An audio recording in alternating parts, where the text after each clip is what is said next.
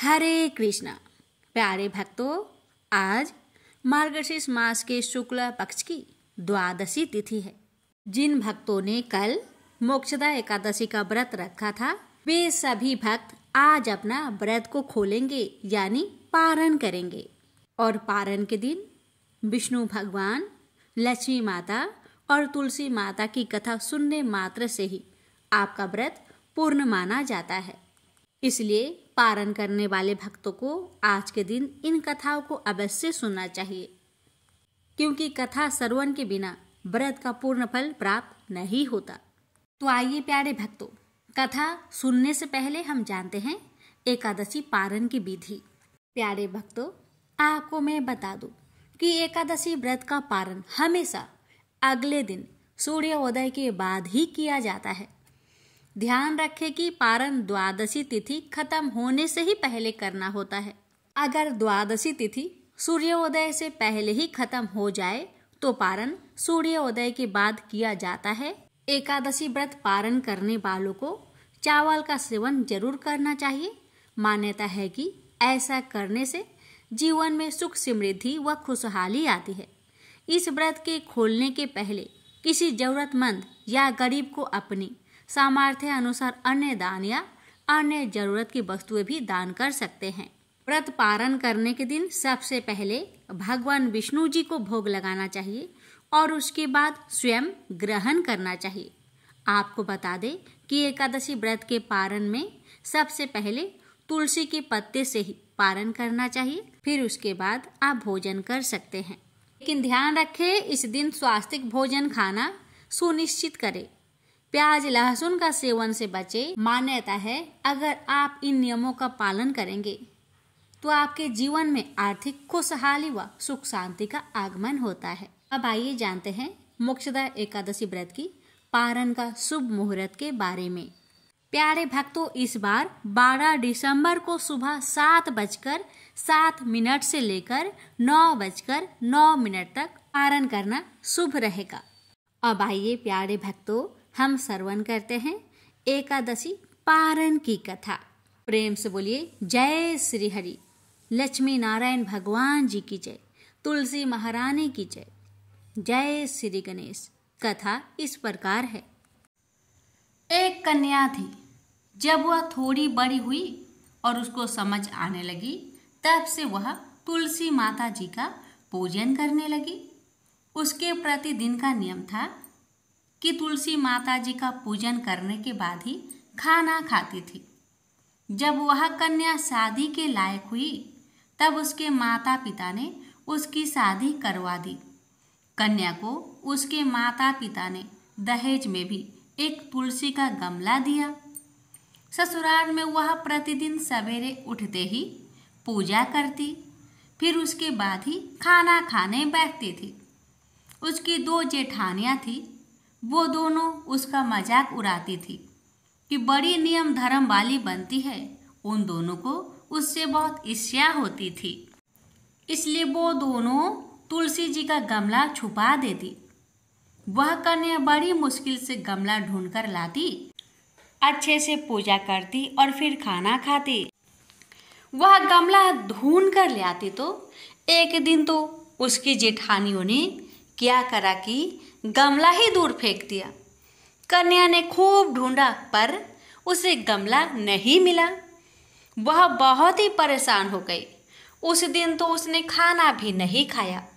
उसका नियम जो था, उस कन्या की सच्ची भक्ति देखकर तुलसी माता उससे बहुत प्रसन्न हो गई और उसके कमरे में तुलसी माता का गमला प्रकट हो गया। अगले दिन सुबह जब वह उठी तो क्या देखती है कि उसके खाट के चारों कोनों पर तुलसी माता का गमला आ गया है। यह देखकर वह तो बहुत प्रसन्न हो गई कि अब मेरी तुलसी माता को कोई चुरा नहीं सकेगा। पूजन करने के लिए भी मुझे कहीं जाना नहीं पड़ेगा और कोई मेरी तुलसी माता को फेंक भी नहीं सकेगा। वह तो जल्दी से उठकर स्नान करती और तुलसी माता का पूजन कर लेती। जब वह खाना खाने बैठी तो उसकी सेठानियाँ मजाक करने लगी कि लो, देवरानी का तो नियम धर्म टूट ही गया। उससे पूछती है कि तुलसी जी की पूजा कर ली क्या?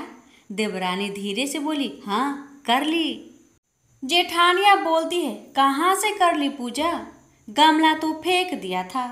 देवरानी कहती है, देख लीजिए मेरे कमरे में तुलसी जी स्वयं प्रकट हुई हैं। जेठानिया देखकर बहुत शर्मिंदा हुई और बोली कि देवरानी तेरी भक्ति सच्ची है, हमने तुझे बहुत परेशान किया, हमें माफ कर दो।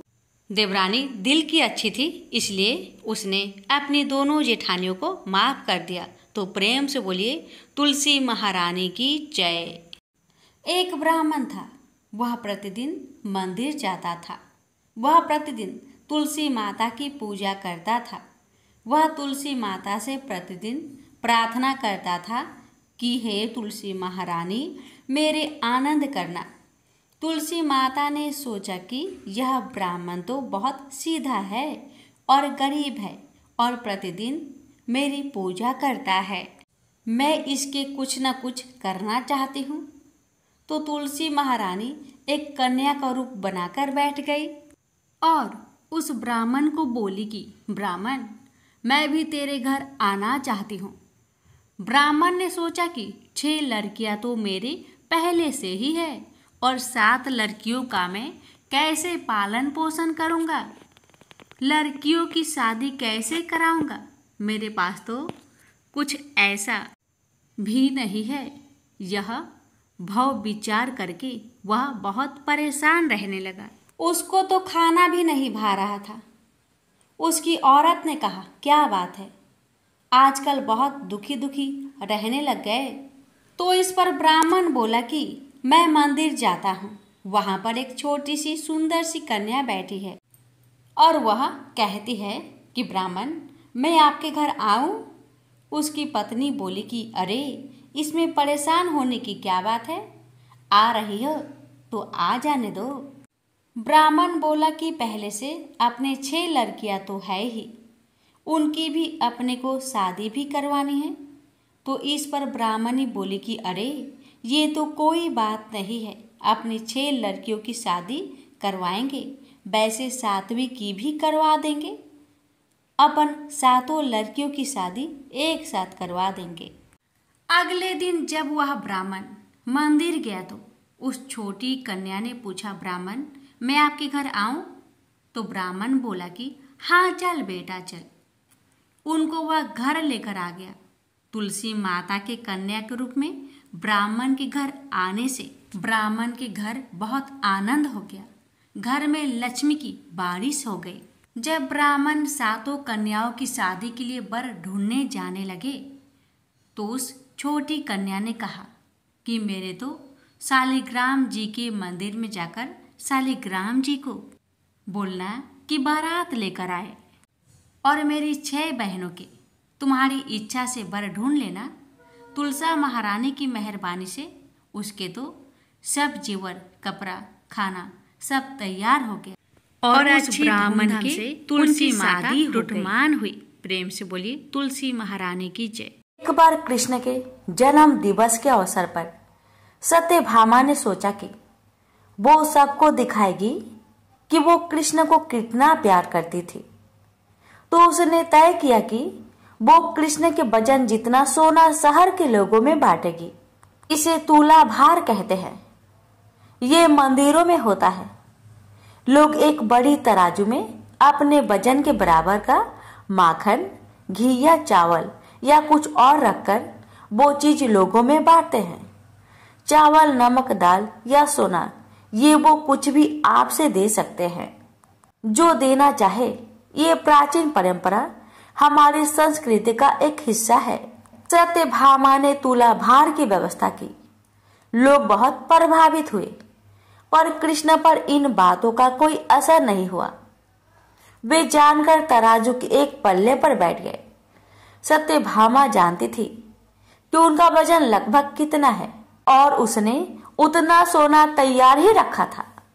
पर जब उसने सब सोना दूसरे पल्ले पर रखा तो कांटा जरा सा भी नहीं हिला।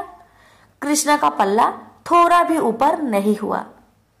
ऐसा ही कुछ तब भी हुआ था जब कृष्ण एक शिशु थे। एक राक्षस आकर उन्हें ले जाने लगा।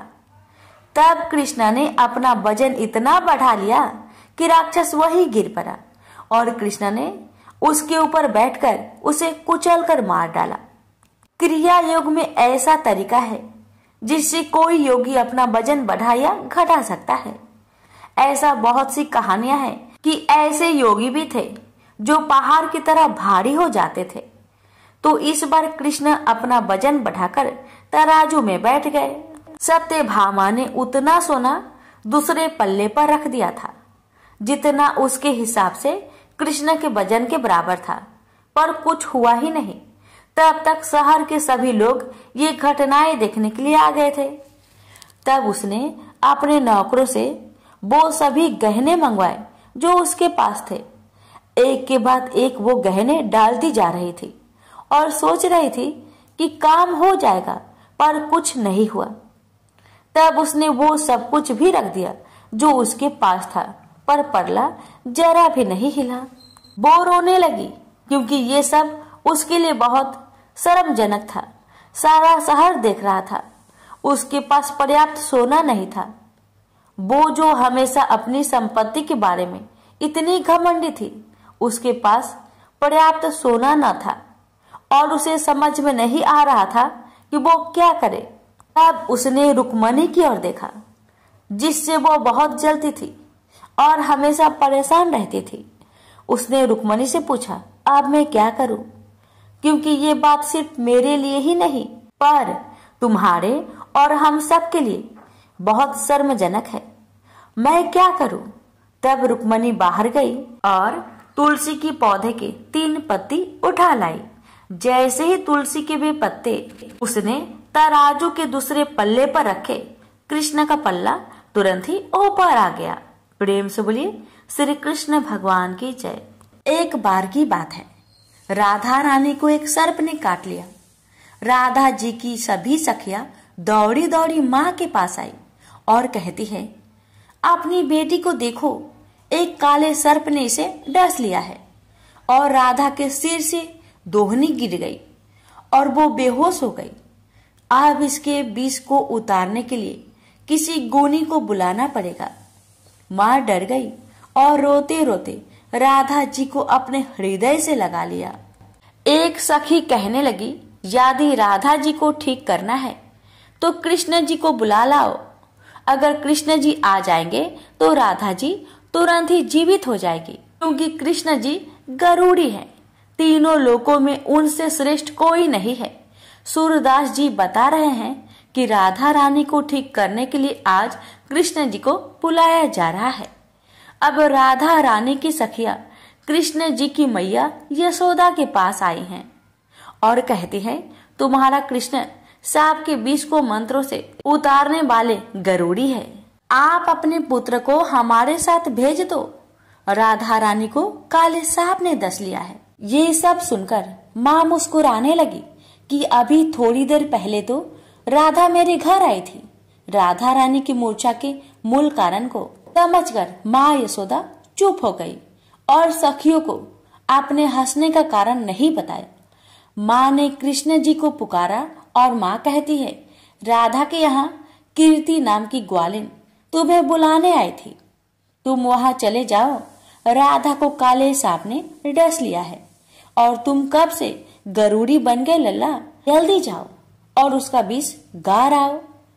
माँ ने मन ही मन मुस्कुराकर कहा, कृष्णा, सुना है तुम कुछ ऐसा मंत्र जानते हो कि काले सांप का विष उतर जाता है। भगवान कृष्ण जी गरुड़ी बनकर वहां गए। जब वृषभानु सुता राधा ने सुना तो मन में प्रसन्न हुई कि कृष्ण आज मेरे द्वार पर आए हैं और अपने आप को राधा जी धन्य समझने लगती है। प्रेम बस में वह एकदम मुरझा गई और राधा जी की आंखों से प्रेम के आंसू गिरने लगे।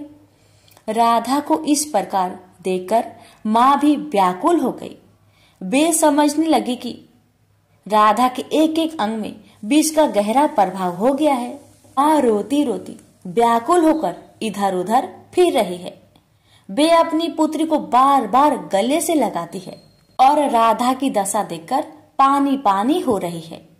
कृष्ण के आने की खबर पाकर माँ दौड़कर आई, कृष्ण जी की पैरों को पकड़ के कहने लगी, हे मोहन, मेरी लाडली बेटी राधा बहुत ही व्याकुल है, कृपा करके इसे ठीक कर दो।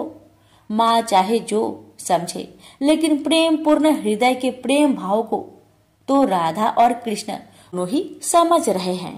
अब कृष्ण ने कुछ झाड़ फूक करने शुरू कर दिया और राधा जी को स्पर्श किया।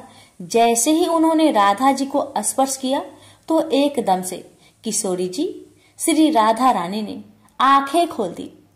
श्री कृष्ण जी वास्तव में बहुत बड़े गरूनी हैं। शरीर का विष तो उन्होंने झाड़ दिया, लेकिन मन और सिर पर प्रेम का जादू कर दिया।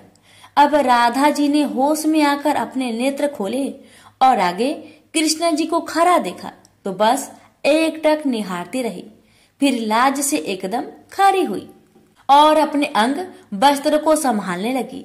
फिर राधा जी अपनी माँ से पूछती है कि आज क्या है, सब लोग इकट्ठे क्यों हैं? माँ ने कहा, राधा, तुम्हें सांप ने डस लिया था और तुम्हें अपने तन मन की सुधि नहीं रह गई थी। माता राधा को बताने लगी कि कृष्ण ने मंत्रों के द्वारा तुम्हारा उपचार किया है। राधा की माँ बार बार कुंवर कन्हैया की बड़ाई कर रही है। माँ ने कृष्ण जी के मुख को चूमा, गले से लगाया और फिर अपने घर भेज दिया। वह कहती है कि माँ यशोदा की कोख धन्य धन्य है, जिससे कृष्ण जैसे सुपुत्र का अवतार हुआ है। इसने तो तुरंत ही ऐसा उपाय कर दिया कि मेरी मरी हुई बेटी को जिंदा कर दिया। माता मन ही मन सोचती है कि राधा कृष्ण की यह जोड़ी तो मानो भगवान ने सोच समझकर बनाई है। वज्र के घर घर में यह चर्चा चल पड़ी कि कृष्ण जी बड़े ही गरूरी है। भगवान ने इस तरह से बहुत सी सुंदर प्रेम लीलाएं ब्रज में की है। प्रेम से बोलिए राधे राधे। एक बार माता लक्ष्मी भगवान विष्णु से पूछती है, हे स्वामी, तुलसी के पास दीपक जलाने का क्या महत्व है और रोज शाम को तुलसी के पास दिया क्यों जलाया जाता है? इससे मनुष्य को कौन सा फल प्राप्त होता है? तुलसी के पास दीपक जलाने की विधि क्या है तथा दीपक जलाते समय कौन से मंत्र का उच्चारण करना चाहिए? कृपया आप मुझे विस्तार से बतलाइए। तब भगवान विष्णु जी कहते हैं, हे देवी, आज आपने समस्त मानव जाति के कल्याण के लिए बहुत ही महत्वपूर्ण प्रश्न किया है। आपके इस प्रश्न का उत्तर देने से पूर्व मैं आपको एक प्राचीन कथा सुनाता हूं, जिससे आपको सभी प्रश्न के उत्तर मिल जाएंगे। इसलिए आप इस कथा को बड़े ही श्रद्धा प्रसन्नचित पूर्वक पूरा सुनिए। इस कथा को ध्यान से पूरा सुनने मात्र से ही मनुष्य को, भक्तों को 100 वर्षों तक तुलसी के पास दीपक जलाने का पुण्य प्राप्त हो जाता है। फिर माता लक्ष्मी कहती है, हे स्वामी, हे भगवान, मैं इस कथा को सुनने के लिए बड़ी उत्सुक हूं। कृपया आप इस कथा को सुनाना प्रारंभ कीजिए। तब भगवान विष्णु माता लक्ष्मी को वह कथा सुनाने लग जाते हैं कि हे देवी, पूर्व काल की बात है। दक्षिण दिशा में तुंगभद्रा नाम की एक बहुत बड़ी नदी है। इस नदी के किनारे पर हरिहरपुर नाम का एक अत्यंत सुंदर नगर बसा हुआ था।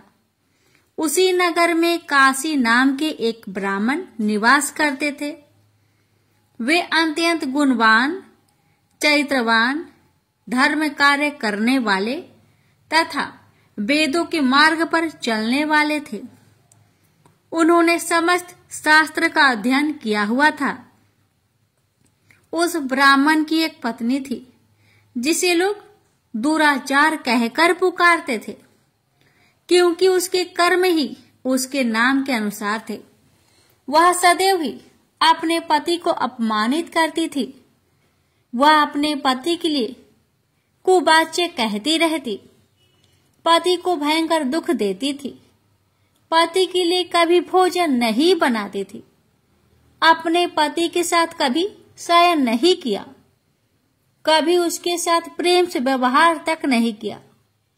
पति के मित्र, परिवार के लोग घर पर आते तो वह स्त्री उनको अपमानित करके घर से भगा देती थी और स्वयं काम भाव से उन्मत्त होकर निरंतर अन्य वैभव चारिणी स्त्रियों के साथ घूमा करती थी।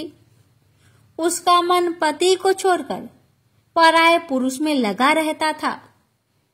उसने कभी अपने पति से प्रेम से बात तक नहीं की, किंतु पराये पुरुषों के संग बैठकर बातें करती थी। पराये पुरुषों को मोहित करने के लिए बड़े ही सज धज कर गांव में घूमने जाया करती थी। कभी वह वन में किसी वृक्ष के नीचे खड़ी रहकर सुंदर पुरुषों की राह देखने लगती और किसी दुष्ट पुरुष को मोहित करके उसके संग भोग विलास किया करती थी। फिर एक दिन वह दुराचारिणी स्त्री वन में जाकर एक वृक्ष के नीचे खड़ी हो गई। उसका चित्त काम से भरा हुआ था। वह किसी सुंदर कामी पुरुष की राह देख रही थी, किंतु बहुत समय निकलने के बाद भी उस स्थान पर कोई पुरुष नहीं आया। इसलिए वह अत्यंत दुखी हो गई और प्रियतम की खोज में इधर उधर देखने लगी। उस दिन उसका सारा परिश्रम व्यर्थ हो गया।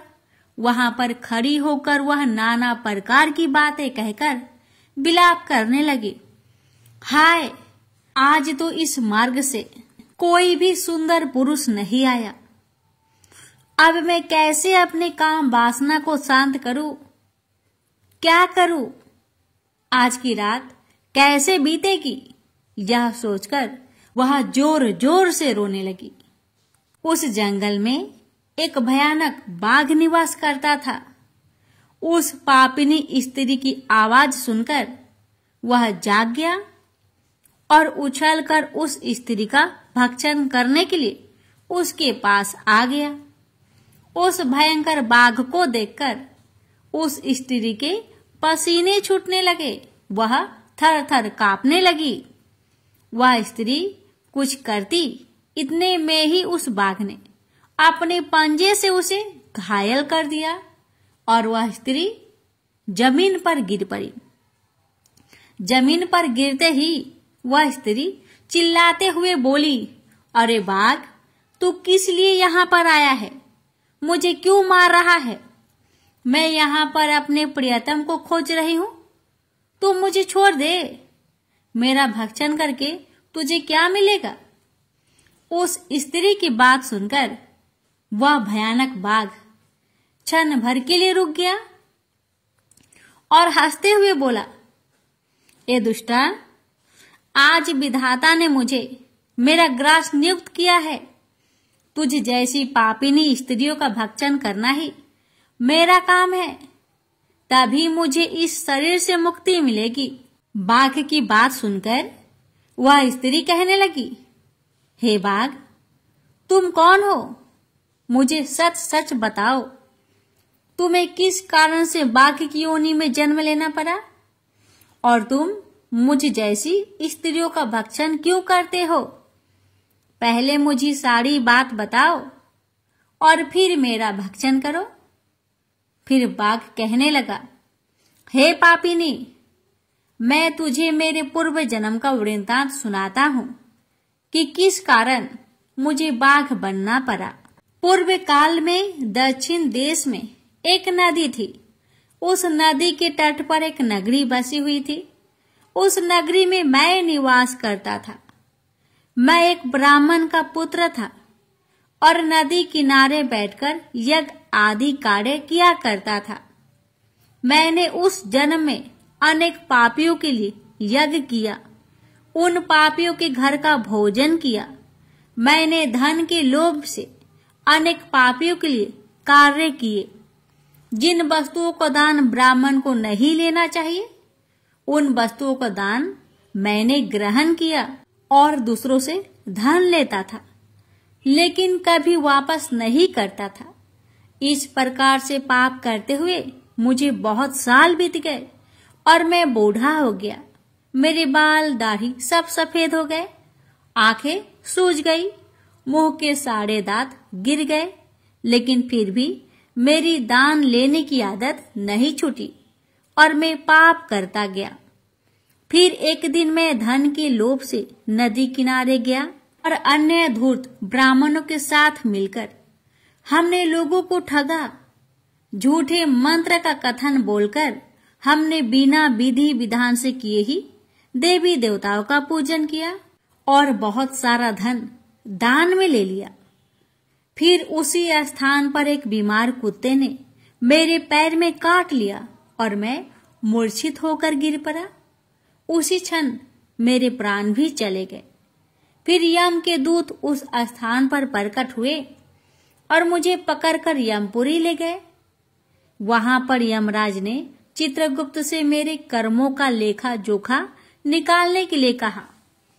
फिर चित्रगुप्त कहने लगे, हे धर्मराज, इस ब्राह्मण ने घोर पाप किए हैं। इसने दूसरे से झूठ कहकर धन लूटा है, विधि विधान से पूजा ना करके झूठ मंत्र बोलकर भगवान का अपमान किया है। इसलिए यह पापी ब्राह्मण केवल नरक ही जाने के योग है। फिर यमराज ने अपने दूतों को आदेश देकर मुझे नरक की अग्नि में डाल दिया। अनेक वर्षों तक नरक की सजा भोगने के बाद मुझे बाघ का शरीर प्राप्त हुआ और मैं इस दुर्गम वन में निवास करने लगा। मैं अपने पूर्व जन्म के पापों को याद करके कभी भी कोई भी महात्मा पुरुष या फिर साधु संत हो, सती स्त्रियों का मैं भक्षण नहीं करता हूँ। मैं केवल पापी, दुराचारिणी तथा उल्टा स्त्रियों का ही भक्षण करता हूँ ताकि मुझे पाप से मुक्ति मिल जाए। इस प्रकार से उस बाघ ने अपने पूर्व जन्म का पूरा कथा उस पापिनी को सुना दिया और फिर उस स्त्री से कहने लगा, हे पापिनी, तेरे आचरण से तू उल्टा दिखाई पड़ती है। अपने पति को छोड़कर तू इस वन में अन्य पुरुष के साथ भोग विलास करने आई है, इसलिए आज तो तू मेरा ग्रास अवश्य बनेगी। इतना कहकर उस बाघ ने अपने तीक्ष्ण नाखून से उस पापिनी स्त्री के टुकड़े टुकड़े करके उसे खा लिया। फिर उस स्थान पर यम के दूत प्रकट हुए और उस पापिनी स्त्री को उठाकर यमपुरी ले गए। वहां पर उसे यमराज के सामने खड़ा किया गया। फिर चित्रगुप्त ने उस स्त्री का लेखा जोखा निकालते हुए यमराज जी से कहने लगे, हे धर्मराज, यह स्त्री तो अत्यंत पापिनी है। इसने घोर पाप किए हैं। इसने व्यभिचार किया है। इसने अपनी पति की कभी सेवा नहीं की। अपने पति को भूलकर पराये पुरुषों के संग भोग विलास किया करती। उसके पाप को सुनकर यमराज जी ने उस स्त्री को अग्नि से भरे हुए कुंडों में डालने का आदेश दिया। अनेक वर्षों तक उसे उस कुंड में पकाया गया। फिर उसे निकालकर दूसरे नरक में डाल दिया गया। इस प्रकार से उसे अनेक वर्षों तक अलग अलग नरकों में डाला गया और नरकों में डालने के बाद वह महापापी स्त्री पुनः पृथ्वी लोक पर आकर चांडाल के रूप में उत्पन्न हुई। चांडाल के घर में जन्म लेकर वह फिर से अनेक पाप करने लगी, व्यभिचार करने लगी, अनेक पापी पुरुषों के संग विहार करने लगी। कुछ समय बाद पूर्व जन्म के पापों के कारण उसे कोढ़ का रोग हो गया और वह भयानक पीड़ा सहन करने लगी। उसका अंग अंग जलने लगा। उसके नेत्रों में पीड़ा होने लगी। इस दुख को सहन करती हुई अपना जीवन को बिता रही थी। फिर एक दिन वह तीर्थ में स्नान करने के उद्देश्य से अनंतपुरा में चली गई। वहां पर वह एक आश्रम के बाहर निवास करने लगी। वहां उस आश्रम में एक तुलसी जी का पौधा था। अन्य स्त्रियों को वहां पर तुलसी जी के पास दीपक जलाते हुए देखकर उस महापापी स्त्री ने भी वही किया। उसने तुलसी जी के पौधे के पास जाकर एक घी का दीपक जला दिया। फिर उसी रात हृदय घात से उसकी मृत्यु हो गई और यमराज के दूत उसे लेने के लिए आ गए। जैसे ही यम के दूत उस पापी स्त्री को पास में बांध कर ले जाने लगे, वैसे ही भगवान विष्णु के दो पार्षद उस स्थान पर प्रकट हुए और उन्होंने उन दोनों को रोक लिया और कहने लगे, हे दूतों, इस स्त्री को तुम छोड़ दो, यह नरक जाने की योग्य नहीं है। तुम किसके आदेश से ऐसा अधर्म कर रहे हो? फिर यम के दूत कहने लगे, हे पार्षदों, हम यमराज के आदेश से इस पापी स्त्री को उठाकर ले जा रहे हैं, किंतु आप हमें किस कारण से रोक रहे हैं? यह स्त्री अत्यंत पापी है, महापापी है। इसने बहुत घोर पाप किए हैं। इसे नरक में जाने की आज्ञा मिली है। फिर पार्षद कहने लगे, हे दूतों, यह स्त्री तो विष्णु भगवान की भक्त है। यह नरक जाने की योग्य नहीं है। इसने शाम के समय तुलसी जी के पास दीपक जलाया है। इसी कारण से इसके समस्त पाप नष्ट हो गए हैं। इसलिए अब यह नरक जाने की योग्य नहीं है। यह स्वर्ग जाने की अधिकारी बन चुकी है। पार्षदों की बात सुनकर यमदूतों ने उस स्त्री को उस स्थान पर छोड़ दिया और यमलोक लौट गए। वहां जाकर उन्होंने यमराज को सारा वृत्तांत सुना दिया। फिर भगवान विष्णु के पार्षद उस स्त्री को दिव्य विमान पर बैठाकर स्वर्ग ले गए। भगवान विष्णु कहते हैं, हे देवी, इस प्रकार से तुलसी के पास दीपक जलाने मात्र से ही मनुष्य के सभी पाप नष्ट हो जाते हैं, सभी संकट कट जाते हैं। जो स्त्री नित्य शाम को तुलसी जी के पास दीपक जलाती है, वह सौभाग्यशाली बन जाती है। उसके पूर्व जन्मों के सभी पाप नष्ट हो जाते हैं। उसे सुख समृद्धि की प्राप्ति होती है। रोज तुलसी के पास दीपक जलाते समय इस मंत्र का उच्चारण करना चाहिए। ओम तुलसी देवे च विद्महे विष्णु प्रियाय च धीमहि तन्नो वृंदा प्रचोदयात्। इसका अर्थ है, विष्णु प्रिया तुलसी, मैं आपको नमन करती हूँ। आप मुझे उच्च बुद्धि दीजिए। हे वृंदा, आप मेरे मन को रोशन करें। भगवान विष्णु कहते हैं, हे देवी, हजारों अमृत के घरों से नहलाने पर भी श्री हरि विष्णु को उतनी तृप्ति नहीं होती जितनी कि वे मनुष्य के द्वारा तुलसी का एक पत्ता चढ़ाने से प्राप्त करते हैं। 10,000 गौदान से मानव को जो फल प्राप्त करता है, वही फल तुलसी पत्र के दान से पा लेता है। जो मृत्यु के समय अपने मुख में तुलसी पत्र का जल पा जाता है, वह संपूर्ण पापों से मुक्त होकर भगवान श्री हरि विष्णु के धाम को जाता है। हिंदू धर्म में तुलसी के पौधे का महत्व सबसे अधिक है। इसकी सबसे पहले पूजा भगवान विष्णु ने की थी। भगवान विष्णु कहते हैं, जिस प्रकार से देवी लक्ष्मी से बैकुंठ को ऐश्वर्य प्राप्त है, उसी प्रकार से बैकुंठ में तुलसी के कारण ही पवित्रता प्राप्त है।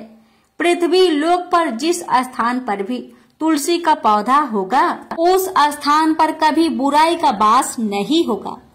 ऐसा स्थान सबसे अधिक पवित्र होगा। इसी कारण से हमें हमारे घर में तुलसी का पौधा अवश्य लगाना चाहिए। इस प्रकार से भगवान विष्णु ने तुलसी के पास दिया जलाने का महत्व, महिमा बताए। अगर कथा अच्छी लगे तो कमेंट बॉक्स में तुलसी महारानी की जय अवश्य लिखें और इस वीडियो को एक शेयर अवश्य करें। भगवान विष्णु आप सभी भक्तों की हर मनोकामना को पूर्ण करे। प्रेम से बोलिए जय श्री हरि। एक बार देवराज इंद्र देवगुरु बृहस्पति के साथ भगवान शिव का दर्शन करने कैलाश गए। महादेव ने दोनों की परीक्षा लेनी चाहिए, इसलिए रूप बदलकर अवधूत बन गए। उनके शरीर पर कोई वस्त्र न था। उनका शरीर जलती हुई अग्नि के समान धधक रहा था और अत्यंत भयंकर नजर आते थे। अवधूत दोनों के रास्ते में खड़े हो गए। इंद्र ने एक विचित्र पुरुष को रास्ते में खड़े देखा तो चौंके। इंद्र को देवराज होने पर गर्व घेरने लगा। उन्होंने उस भयंकर पुरुष से पूछा, तुम कौन हो? भगवान शिव अभी कैलाश पर विराज रहे हैं या कहीं भ्रमण पर है? मैं उनके दर्शन के लिए आया हूँ। इंद्र ने कई प्रश्न किए, लेकिन वह पुरुष योगियों के समान मौन ही रहे। इंद्र को लगा कि एक साधारण प्राणी उनका अपमान कर रहा है। उनके मन में देवराज होने का अहंकार उपजा, जो क्रोध में बदल गया। इंद्र ने कहा, मेरे बराबर अनुरोध करने पर भी तू कुछ नहीं बोलकर मेरा अपमान कर रहा है। मैं तुझे अभी दंड देता हूँ। ऐसा कहकर इंद्र ने वज्र उठा लिया। भगवान शिव ने वज्र को उसी समय अस्तंभित यानी जड़ कर दिया। इंद्र की बाह अकड़ गई। भगवान अवधूत क्रोध से लाल हो गए। बृहस्पति उनके चेहरे पर आई क्रोध की ज्वाला को देखकर समझ गए कि ऐसा प्रचंड स्वरूप महादेव के अतिरिक्त किसी का नहीं हो सकता। बृहस्पति शिव स्तुति गाने लगे। उन्होंने इंद्र को भी महादेव के चरणों में लेटा दिया और बोले, प्रभु, इंद्र आपके चरणों में पड़े हैं, आपके शरणागत है। आपके ललाट से प्रकट अग्नि इन्हें जलाने को बढ़ रही है। हम शरणागतों की रक्षा करें। बृहस्पति ने विनती की, प्रभु, भक्तों पर आपकी सदा कृपा बरसती है। आप भक्त वत्सल और सर्वसम्मत है। आप इस तेज को कहीं और स्थान दे दीजिए ताकि इंद्र के प्राणों की रक्षा हो। भगवान रुद्र ने कहा, बृहस्पति, मैं तुम पर बहुत प्रसन्न हूँ। इंद्र को जीवन दान देने के कारण तुम्हारा एक नाम जीव भी होगा। मेरे तीसरे नेत्र से प्रकट इस अग्नि का ताप देवता सहन नहीं कर सकते, इसलिए मैं इसको बहुत दूर छोड़ूंगा। महादेव ने उस तेज को हाथ में धारण कर समुद्र में फेंक दिया। वहां फेंके जाते ही भगवान शिव का वह तेज तत्काल एक बालक के रूप में परिवर्तित हो गया। सिंधु से उद्भव होने के कारण उसका नाम सिंधु पुत्र जलंधर प्रसिद्ध हुआ। जलंधर जिसका नाम शंखचूड़ भी हुआ, शिव के तेज से उत्पन्न हुआ था। इस कारण परम शक्तियों से संपन्न था। वह देवों से भी ज्यादा शक्तिवान था। वह उस तेज से पैदा हुआ था जो इंद्र को समाप्त करने वाला था। इसलिए असुरों ने उसे अपना राजा बनाया। अवधूत रूप में यह लीला करने के बाद महादेव अंतर्ध्यान हो गए। इंद्र के गर्व का भंजन भी हुआ। भगवान के दर्शन भी हो गए। तुलसी से जुड़ी एक कथा बहुत प्रचलित है। श्रीमद् देवी भागवत पुराण में इनके अवतरण की दिव्य लीला कथा भी बनाई गई है। एक बार शिव ने अपने तेज को समुद्र में फेंक दिया था। उससे एक महातेजस्वी बालक ने जन्म लिया। यह बालक आगे चलकर जालंधर के नाम से पराक्रमी दैत्य राजा बना। इसकी राजधानी का नाम जालंधर नगरी था। दैत्यराज काल नेमि की कन्या वृंदा का विवाह जालंधर से हुआ। जालंधर महाराक्षस था। अपनी सत्ता के मद में चूर उसने माता लक्ष्मी को पाने की कामना से युद्ध किया, परंतु समुद्र से ही उत्पन्न होने के कारण माता लक्ष्मी ने उसे अपने भाई के रूप में स्वीकार किया।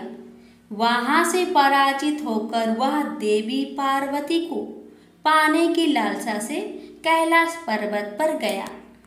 भगवान देवाधिदेव शिव का ही रूप धरकर माता पार्वती के समीप गया, परंतु मां ने अपने योग बल से उसे तुरंत पहचान लिया तथा वहां से अंतर ध्यान हो गई। देवी पार्वती ने क्रोध होकर सारा वृत्तांत भगवान विष्णु को सुनाया। जालंधर की पत्नी वृंदा अत्यंत पतिव्रता स्त्री थी। उसी के पतिव्रत धर्म की शक्ति से जालंधर ना तो मारा जाता था और ना ही पराजित होता था। इसलिए जालंधर का नाश करने के लिए वृंदा के पतिव्रत धर्म को भंग करना बहुत जरूरी था। इसी कारण भगवान विष्णु ऋषि का भेष धारण कर वन में जा पहुंचे, जहां वृंदा अकेली भ्रमण कर रही थी। भगवान के साथ 2 मायावी राक्षस भी थे, जिन्हें देखकर वृंदा भयभीत हो गई। ऋषि ने वृंदा के सामने पल में दोनों को भस्म कर दिया। उनकी शक्ति देखकर वृंदा ने कैलाश पर्वत पर महादेव के साथ युद्ध कर रहे अपने पति जालंधर के बारे में पूछा। ऋषि ने अपनी माया जाल से 2 बानर प्रकट किए। एक बानर के हाथ में जालंधर का सिर था तथा दूसरे के हाथ में धर। अपने पति की यह दशा देखकर वृंदा मूर्छित होकर गिर पड़ी। होश में आने पर उन्होंने ऋषि रूपी भगवान विष्णु से विनती की कि वह उसके पति को जीवित करे। भगवान ने अपनी माया से पुनः जालंधर का सिर धड़ से जोड़ दिया, परंतु स्वयं भी वह उसी शरीर में प्रवेश कर गए। वृंदा को इस छल का जरा आभास न हुआ।